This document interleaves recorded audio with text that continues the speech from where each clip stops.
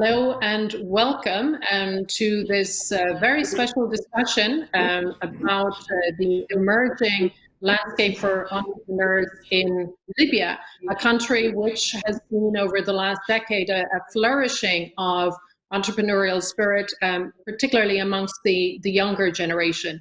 But it's also a country that has been reliant for decades on oil as the backbone of the economy. It's a country with one of the biggest public sector payrolls in the world. So it is a country that historically has had a very limited public sector. And of course, the challenges that spring from that in terms of creating an ecosystem for entrepreneurs are many. But we have this discussion at a particularly interesting juncture for Libya. There is a new mood of optimism in the country with the first unified government in place since 2014, after several years of political power struggle and civil conflict. So this is a moment of optimism, a sense that Libya is moving forward after years of conflict. So that's the backdrop to our conversation today. I'm delighted that we have some of Libya's leading young entrepreneurs with us today to discuss the conditions on the ground right now in terms of building that ecosystem and also what might be possible in the future. We're going to start off with a round of introductions, and I've asked all our Libyan panelists to tell us one thing they believe our audience today should know about what it's like to be an entrepreneur in Libya. We're going to start with Lamia. Lamia, the floor is yours. Thank you, Mary. My name is Lamia Jarbi. I'm a computer engineer, and I work as a project manager for software projects.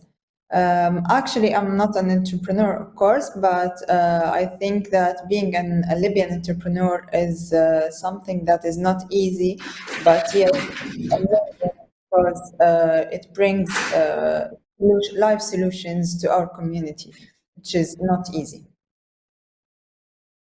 Thank you very much, Lamia. We'll turn now to Ahmed. Ahmed, the floor is yours. Yes, hello everyone. My name is Ahmed Fitouri. I am a doctor, physician, and entrepreneur here in Libya. So Libya entrepreneurship is a very challenging area, and a lot of young entrepreneurs have to spend a lot of time in their project and believing so they can succeed. As you know, like Libya is starting to be a better place, especially after new government. But we hope that everything will settle, especially in the economy, and by small projects and medium projects will be great. Thank you. Thank you, Ahmed. We'll turn now to Lubna. Hello, I am Lubna, a Libyan entrepreneur. I think when you are a Libyan entrepreneur, you are an issue fighter and also a trouble rider. So it's difficult to be an entrepreneur in Libya, but it's also very exciting. Excellent. Thank you, Lubna. Mohamed, your turn. Thank you so much for this chance. My name is Mohamed Zaid. I am the European Union Goodwill Ambassador for Libya, and I'm the founder of Libotics. I believe that being an entrepreneur in Libya I can relate to what Lubna said. It's just all about struggles and overcoming the challenges, but it's also exciting. Thank you, Mohamed. Malik. Yeah, hello everyone. I'm Malik Ajaj, and I'm the founder of Ilham Education. What we do is we build learning environments, may they be physical spaces or online spaces. And about entrepreneurship in Libya, I think it's not that different from the rest of the world. But maybe the issue with Libya is that you have to solve another level of challenges. You have to solve foundational challenges other than focus on core business challenges. So maybe this is the only difference. The rest, entrepreneurship is challenging everywhere in the world. Thank you very much. That's very true, Malik. Entrepreneurship can be challenging everywhere in the world, but there are specific and unique characteristics, though, I think, to the Libyan context. You are all of a particular age, a particular generation in Libya. You've come of age, so to speak, at a very particular time over the last decade. where, you know, Libya opened up in so many ways. Internally, it opened up more to the world, etc. New ideas, new technologies, and that.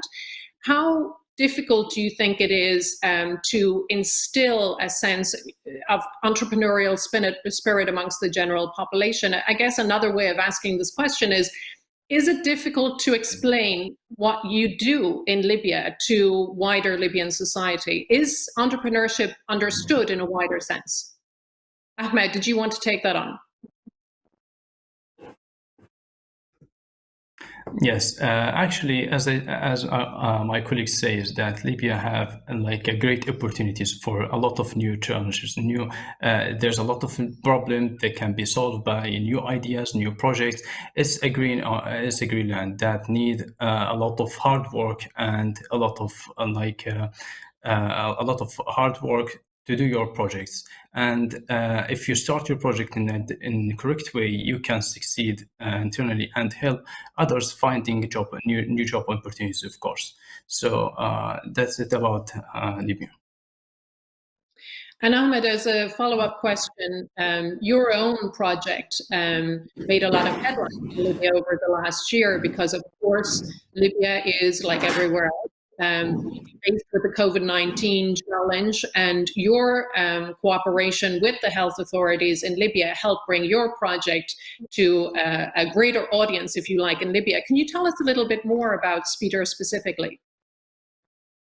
Yes. So Spitar is a telemedicine platform. It's the first telemedicine platform in the country that started in 2016 as an idea.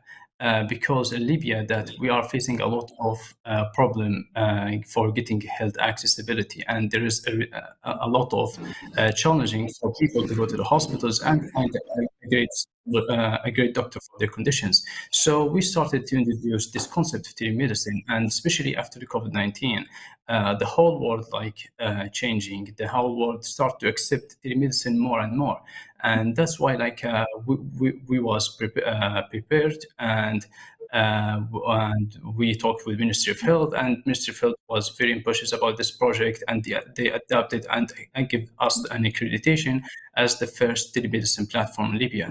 And what we did is we collaborate with Ministry of Health, with international organizations like UNDP, to provide Libyans with an access to healthcare services, for example, for the COVID-19 and for the other specialty, where you can find a lot of specialized doctor and you can talk with them online. And this, of course, have helped a lot of patients, a lot of not just a young patient, an old patient started to use telemedicine and technology, and this reduced the risk of infection of the COVID-19, especially in Libya. And Ahmed, it's often said about entrepreneurs that they see an opportunity where many people may see a challenge. And COVID-19, of course, it's a global challenge. It's a challenge for Libya. Libya has one of the highest rates of COVID-19 in North Africa right now. But this is an example of an opportunity, if you like, potential for entrepreneurs to see in the difficulties now, ways of improving Libya's health system in the immediate term, but also in the long term. Yes. Actually, what we have been seeing is a lot of patients doesn't know about the telemedicine. So we spent a lot of time encouraging them use the technology, and you can trust the technology to seek your doctors. So we're not only changing the accessibility and increasing accessibility service, but also we are changing the behavior toward the technology and encourage the patients and community into this technological solution where they can find a lot of services in technological area. Thank you, Ahmed. Turning to you now, Lubna, you work for Libyana, which I know from my time living in Libya is one of the main mobile phone networks in the country. But as we discussed before we went live for our discussion today, the infrastructure, telecommunications infrastructure in Libya can be a challenge. We discussed before we went live about hoping that the connection would actually work with Libya for the session today. What are the challenges for entrepreneurs in Libya in terms of that digital infrastructure? And what may entrepreneurs be hoping from the new government in terms of progress in tackling those infrastructural challenges?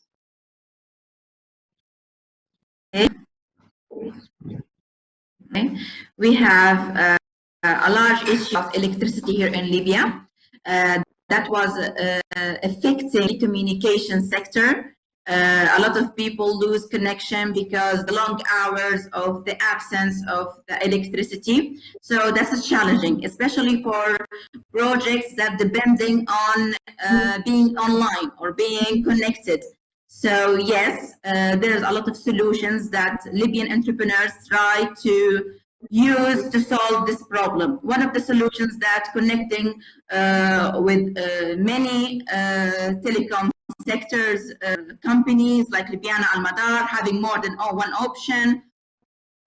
Also by connecting with the private sector service providers, we are trying to use more than one solution so we can serve our products and services. And how do you see tech playing a role in terms of addressing some of those infrastructural challenges in Libya in the years to come? I think I lost connection. Okay, I think the tech entrepreneurs here in Libya are demanding the telecom sector to improve their services. There's very good communicating between the public sector and the private sector. Here in Libya, now we started to support entrepreneurship here in Libya by implementing the first incubator accelerator here in Libya. This incubator and accelerator make us more connected to people, what they want, and try to design solutions so they can work very well here. Thank you very much, Lubna. We'll turn now to Mohamed. Mohamed, how do you see the environment for young entrepreneurs in Libya right now? And what will you be hoping to see from the new government of national unity in terms of support for that growing private sector, first of all, but specifically the role of youth entrepreneurs within the private sector? Thank you so much first for this outstanding question. The environment for young entrepreneurs is, I mean, we all agree that it's challenging for entrepreneurs everywhere, but the society traditions make a difference. So in Libya, like being a young entrepreneur, like you are limited by your age to start doing certain things. So when you are quite too young, you are limited to what you need to do. Although if you can make really things happen, you might be judged only because of your age. But I mean, it's changing amazingly in the community due to many awareness campaigns since 2011 and afterwards. The entrepreneurship spirit and the workshops and all these amazing programs happening by the local authorities or by the EU or by any agencies. I mean, it's really making a difference. And I mean, I'm 100% certain and I'm 100% confident that with the new government, the change would just be accelerated so much. Because we can see like the new government, although that is elected just recently, the prime minister and the staff members of the government are already started to visiting the youth projects and the movements that's really making a difference here in the community. So I think it's taking responses kind of very quickly. So like I'm so confident for the next few months. Good to hear optimism like that. Lamia, Mohamed mentioned the challenges that youth entrepreneurs face in Libya in terms of generational perspectives, social dynamics in Libya, etc. There are, of course, specific challenges for young women entrepreneurs in Libya. Can you tell us a little bit more about that? Yes, actually, for the women, I see a lot of initiatives from the women lately, having more than projects and maybe even tech projects like mobile applications that supporting their businesses. So I see a lot of contributions from women lately, but it's still, of course, lacking maybe a few of support for their knowledge, the knowledge needed for the tech projects, and even the responsibilities for them is making it a bit hard for them to walk with the flow, let's say, to overcome these challenges. That is everywhere, of course. It's not in Libya, but it's a major thing for them as a challenge above their responsibilities as women overall. But the lack of resources for them as a project for women is about needing support, not judging any project if it's just it's a woman. So we still have this judgment because she's a woman, so she's not fully aware of what she's doing, or she won't get there with where she wants. But we have to overcome this by supporting them and giving them what they need in terms of knowledge, help, of awareness, or funds, of course, as well as men. And Lubna, to bring you in on that point, one thing I found really interesting in recent years was, how we saw the economic crisis affect many ordinary Libyans. Household budgets were under a lot of pressure, and that encouraged many women to actually see how they could contribute to household income. So several of them became entrepreneurs based from home, etc. So it was very, very interesting. Again, we're back to that question of when a challenge becomes an opportunity, and when a challenge can open up new spaces. What are your own views about the challenges women entrepreneurs face in Libya?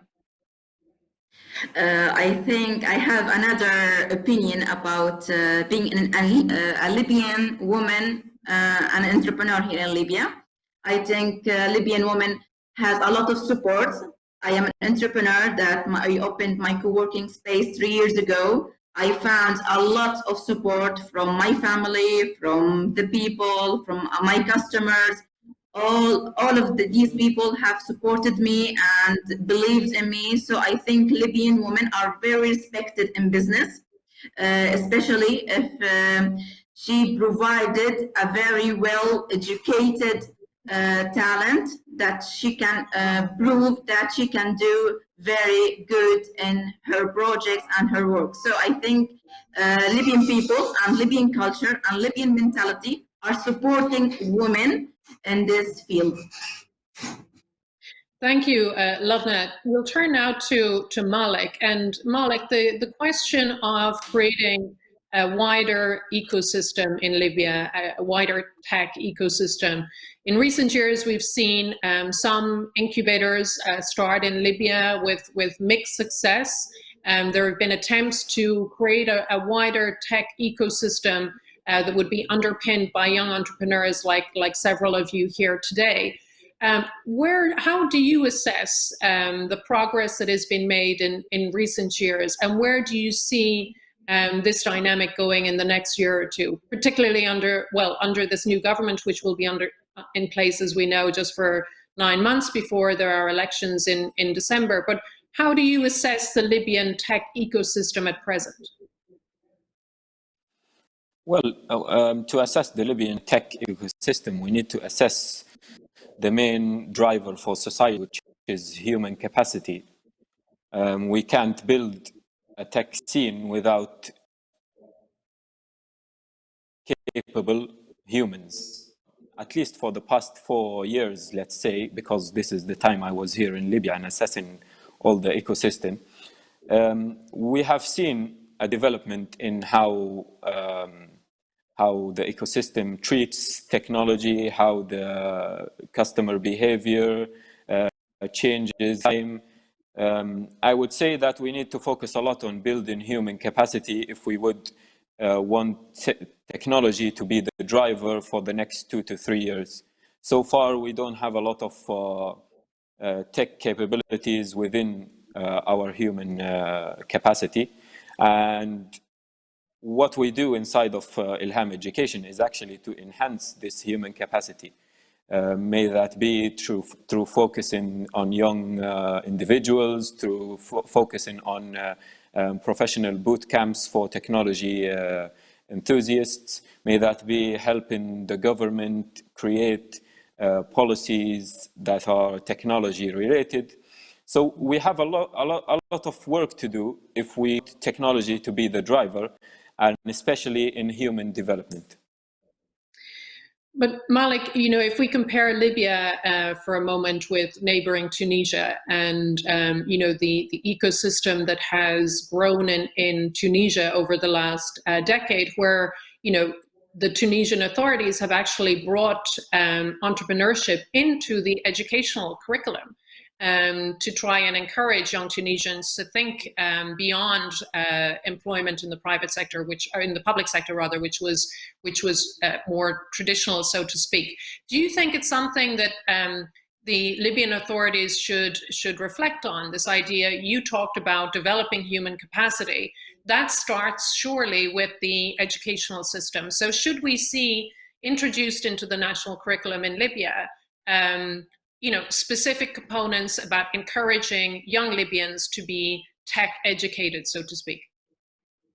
Yeah, my answer is that I don't see that entrepreneurship is the solution to go forward. It's one of the solutions, yes, but it's not the main thing that we have to focus on in Libya if we want to develop. If we want to make comparisons with Tunis, Tunis has a stable government, a stable environment compared to Libya.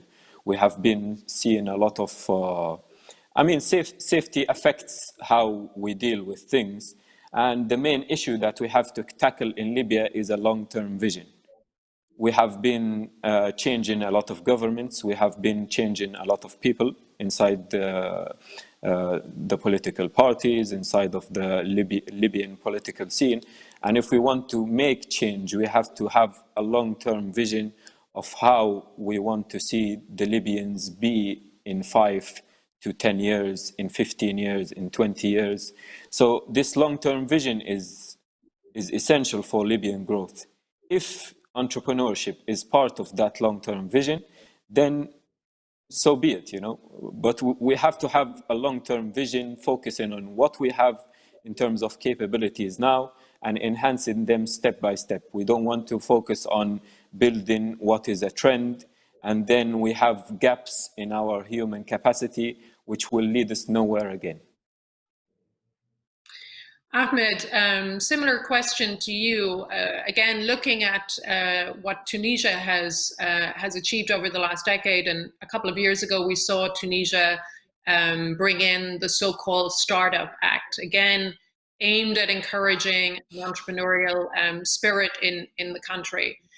To repeat my question to Malik and what Malik's point about developing human capacity, does this have to start right at the beginning in Libya in terms of education from a very young age that prepares young Libyans to be more confident in terms of thinking about participating in a diversified economy?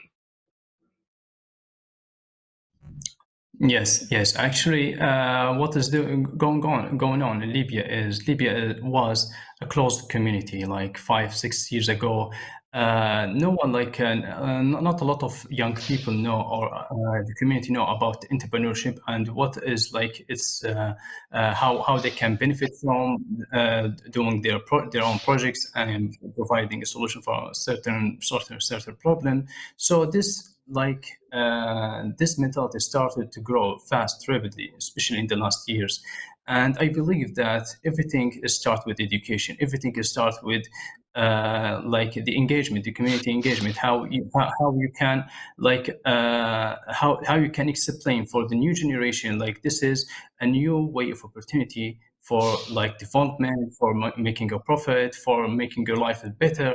I think it's as my colleague Malik say, it's not about the repetition, it's about the mentality, the education. If someone who believe it, that he have an idea and he can replicate it and accelerate this idea to provide a lot of solutions and to solve many problems, it would be great benefit for not just for him personally, but for the community as well. Mohamed, to go back to you, reflecting on the last decade, and I have worked on Libya since 2011, and I remember in 2011 how, the events of 2011, the role of social media in those events, but what many people often forget is in 2011, a relatively small percentage of Libyans had access to the internet, first of all, so they were not digitally connected. That has, of course, increased hugely over the last decade. So you now have a Libyan population that is more connected and more exposed to the opportunities that having that tech connection has. What more can be done in terms of building more of a tech-savvy population in Libya, one that then can encourage the growth of tech entrepreneurs rather? Yeah. When I can't really think of anything other than the infrastructure of technology and communication, because I mean, speaking about the Libyan population on the social media platforms, let's target them as like most of Libyans are there. When we are like mentioning Facebook, like over half of Libyan population are there on Facebook. So I don't see any issues in Libyans being on social media. Instead, I mean, there's a huge interest of Libyan businesses recently even to just move to digital marketing and to like have a digital presence. So I only see the issue is like in the infrastructure itself. If we have more stable connection, then I mean, the entrepreneurship community will just keep on growing. I mean, like depends on what's happening here, and despite everything, it's already growing. So if we have better infrastructure, it would just like increase rapidly, way more. And do you think that tech also has potential to help solve some of the other challenges Libya faces? So, for example, e-governance, which is something that countries across the world have embraced. Several Libyans in recent years have told me they believe that e-governance is something that could help address some of the challenges related to a highly centralized state, as you have in Libya. So there are a lot of opportunities there. There's a lot of potential, but the question is, I guess, whether official Libya, so those who are in government now and will be in government in future, understand this and understand the potential that is there. Yes, I mean, social media in Libya is really making a difference. Multimedia, let us say, just to like generalize everything. And I mean, as I mentioned, like I really have big confidence afterwards, like in the next few months, because like recently in the like last few weeks, we have seen like some of the high figures in Libya joining like Clubhouse application, which is iOS-based application, and speaking like one of like people from the Central Bank of Libya, people from ministries, and even like in the recent few days, we have seen like ministries engaging so much more actively on social media. So I believe it's because of the new government staff members, like the lots of them are young people and like kind of from this generation. So yes, I believe that social media is a powerful tool here in Libya. Even like by experience in our project, once we have raised it, like in our fundraising campaigns, we rely on social media like more than 70% more than like the in-person fundraising activities. And when it's about e-government, I believe that it would just increase in the next few weeks based on what we have seen in the last few weeks from the new elected government and its engagements on the social media. And once again, I stress on the importance of the infrastructure, because that's what can really lead us to have more services for the like from the government to the public, and from the government to the entrepreneurships, and from the entrepreneurship community to the community. Thank you, Mohamed. And you make a very good point about Clubhouse. I've been really struck by how quickly Libyan Clubhouse has grown. And as you point out, how quickly as well public figures, government ministers. Just the other day, the head of the audit bureau did a Q&A on Clubhouse. It's really quite striking how quickly it has spread, and also the idea of it being a place where government ministers and other people in authority can actually take questions from members of the public. So very, very interesting to watch indeed. Lamia, to return to you and give us, our audience today, a sense of the challenges that you face in your daily life in terms of, give us an idea of what it's like to work in Libya right now, whether we're talking about the infrastructural challenges and everything that we discussed about those before, but also the immediate challenges in terms of getting through a working day. Our working day here is basically at my company at Libyan Spider. Actually, the infrastructure is great here because we are having backups. So the internet is good, and we have a backup with them, and of course as well as a generator. So the electricity is solved as well.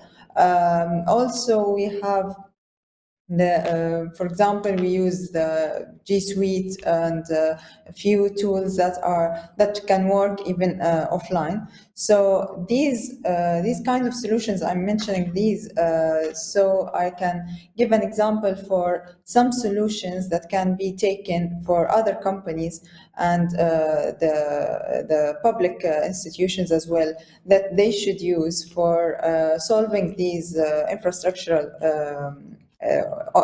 problems. But as my work, actually, I talk with the clients and check their what they need and their requirements for building, for example, a website or a mobile application. The thing that I see that has a problem, that they don't have actually a big number of them, that they don't have the knowledge of and the importance of digitalization. So why is it important to have a website or to have a mobile application? For example, a website, sometimes a client comes just to say that he wants a website for his company just because their clients are asking for it, or their partners are asking for it. Himself is not aware of why should he have a website. So this kind of thing even does not clarify the importance of the website or any software service they need, does not clarify the expenses of it or the cost of the proposals we give. So this is kind of a challenge for the working here, that the knowledge of tech project is not wide actually here, but overall it's let's say that it is improving, that there is a big demand, of course, exactly lately for the COVID, that many have started to think and started their projects for e-commerce. Let's say that they knew the importance of it, because for the COVID they have stopped working because the stores are closed. So they knew the importance of that and they started working on it. But maybe the planning is just there's a lack of planning for projects. That's the thing that I see for our clients overall.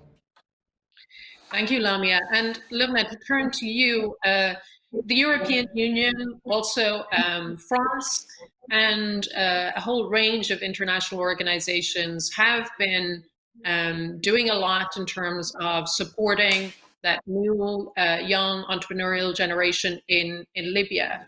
What kind of help would you like to see entities like that giving that generation of entrepreneurs? What do you think is missing from the engagement that has been taking place up to now?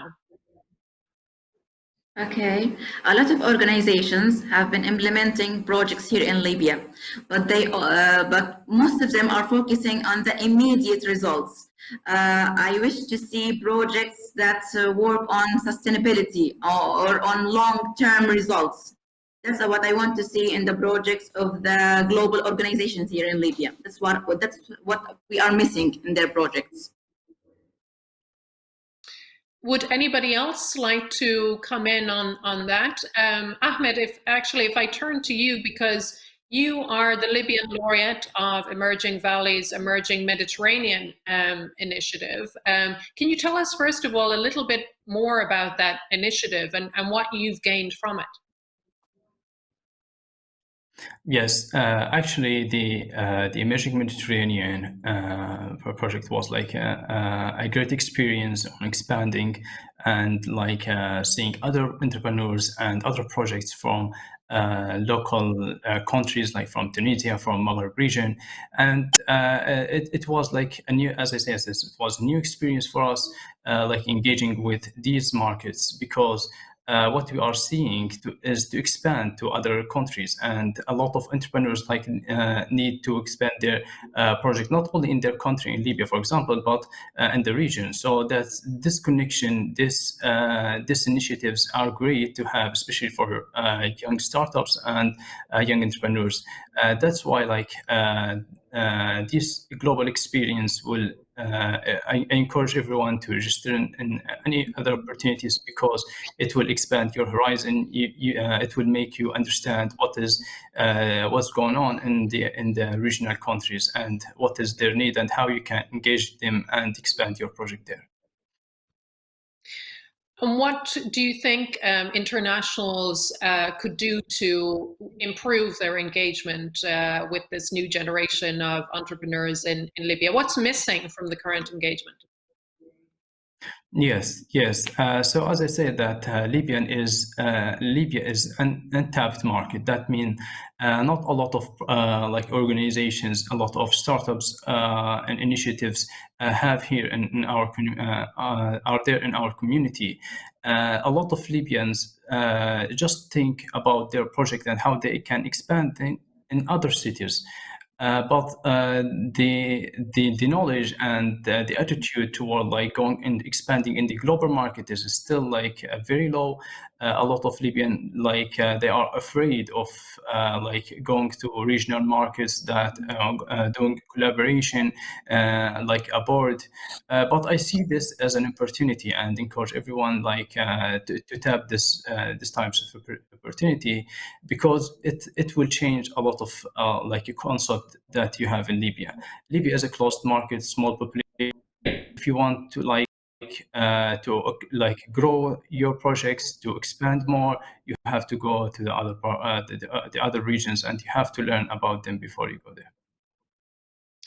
Thank you, Ahmed. We're down to the final section of our discussion today. So I'd like to do a round of all our participants, asking all of you for two things. First of all, what advice would you give young Libyans who are thinking about becoming an entrepreneur, who are dreaming of becoming an entrepreneur? What do you think is the most important advice that you can give such people? And number two, what you're looking for from this current Libyan government, which will be in place for 9 months, and the government that will come after that when the December elections that are scheduled take place. So Ahmed, I'll go back to you for your response to those two specific questions. Yes, I encourage like the young people, and not just the young people, all the community is, if you have any initiative, if you have any idea that can solve a problem and get a lot of benefits for you, just start working on it. Don't think, just start acting, because if a lot of us don't want to go to new projects unless they are prepared. If you like stopped and you waited until you prepared, you're not going to be prepared. Just start acting. If you have especially now, there's a lot of initiatives that support startups, like a lot of incubators, a lot of programs. Just go into it, learn more about it, and if you don't have, just go to the internet. There's a lot of education and videos, education materials about it. This is like the most important advice. Just start act. And for the government question, I think I hope that this new government will make a change, but I'm not depending 100% on the government. I'm depending more on people. I need we need to engage the community. We need to educate everyone about the other opportunities and the entrepreneurs opportunity for young people. Thank you, Ahmed. The clock is against us, so I would encourage everybody to keep their final conclusions brief. Lubna, we'll go to you. I will give my advice to anybody who wants to be an entrepreneur. First thing, be passionate about your idea and your project. The second thing, learn. Use every moment to learn about your project, how to implementing, how to do business, everything about business. And about the government, I think they should think about reviewing the Libyan law, especially in the economy. We need to change the law so it can be and it can cope the new changing era, the digital era. Thank you. Thank you, Lubna. Thank you, Malik. Yeah, I would say that entrepreneurship is not for everyone. We need to develop skills. We need to develop. I would say that each person has to see what he's good at. May that be entrepreneurship or another thing. About this question as well, I think that people need to have, or Libya has a lot of in its business environment, and entrepreneurship cannot solve everything. There are, let's say, small businesses that can happen in Libya. There are a lot of opportunities that we need to see, and it's not all about entrepreneurship. So thank you. Yeah. Thank you. We'll just have to run very quickly to Lamia and then Mohamed, because we're quickly running out of time. My advice for the new entrepreneurs is plan well for your project and don't stop whatever it takes. For the government, I just hope that they focus on the infrastructure, improving the infrastructure, and adopting the technology in the public sectors, and especially education, government education, and health sectors. And finally, Mohamed. I think we have lost Mohamed. We'll give him a couple of seconds to see if he comes back. It looks as if we have lost the connection. Right at the end, we did very well, I think, to make it over the 44 minutes or so with a relatively good connection from Libya.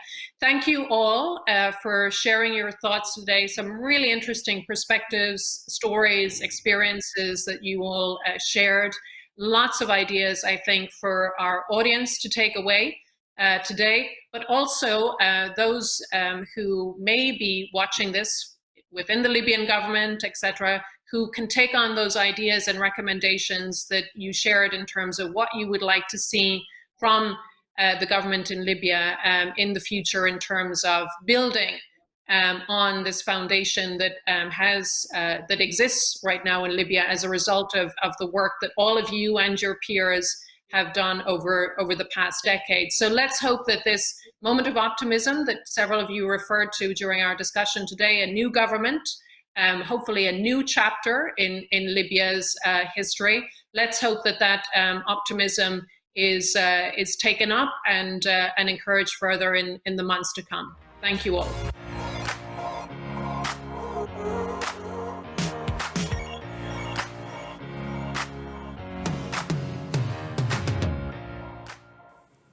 I'm gonna say that 10 years ago there was no entrepreneurship. We didn't even know what that is. The Libyan economy was focused on the government, mainly the governmental sectors. People would be employed there. There's no focus or support for private sector. But after the revolution, years after that, there was an economical crisis and also a lack of liquidity that forced people to actually look for a solution. And then the concept of entrepreneurship has been introduced to us by different organizations and so on. So people saw the need to work themselves to establish a job. And also Libya is a place where that is raw. There's a lot of services that are needed. And also there's a lot of talents out there. There's young people who are willing to learn and develop and give back to the community. So I'm gonna say that so after 2017, this was the beginning of the entrepreneurship, and I'm talking now about 2021. There was a huge like a step moving towards more sustainable economical situation, and the ecosystem has grown a lot. There is a lot of new idea, innovative, and there are a lot of startup that has been established since 2017. We can see the improvement, but yet we still need the support of young startups to actually succeed and be like role models to others that they can follow them.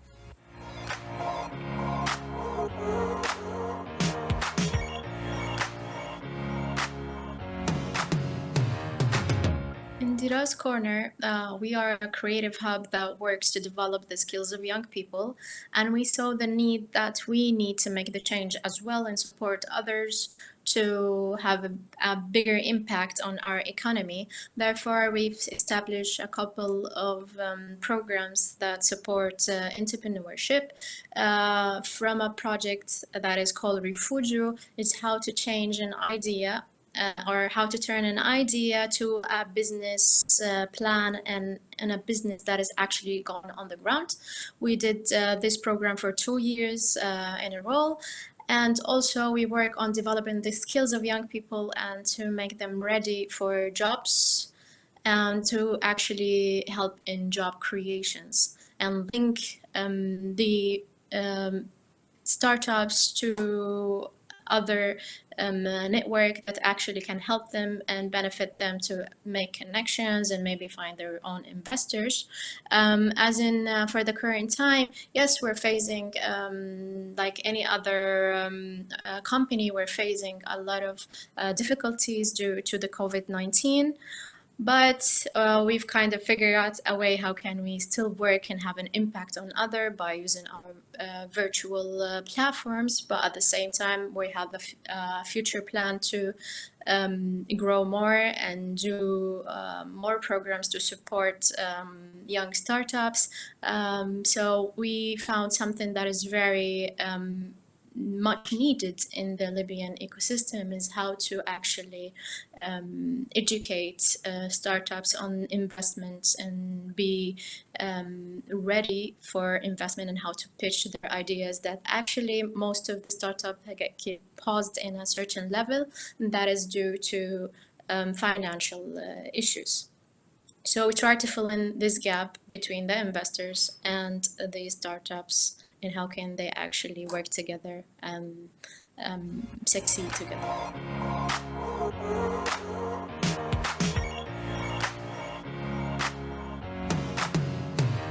Libya is facing so many challenges. One of them is the stability of the country, which is something usually affects startups. So this is the biggest and the most major issue we're facing.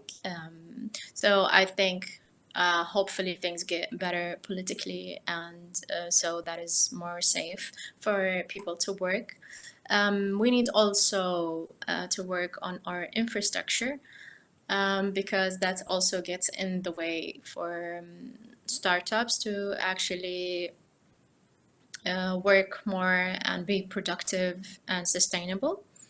The other thing I have mentioned earlier is filling this gap between investors and also the startups, and how can we connect them together to make to go bigger and bigger. And we need to create more success stories, more role models, so that can people follow their leads. The last thing would be is to make initiatives and lobbies to actually work together to make better policies for the ecosystem and to help the startup and ease up the process for them.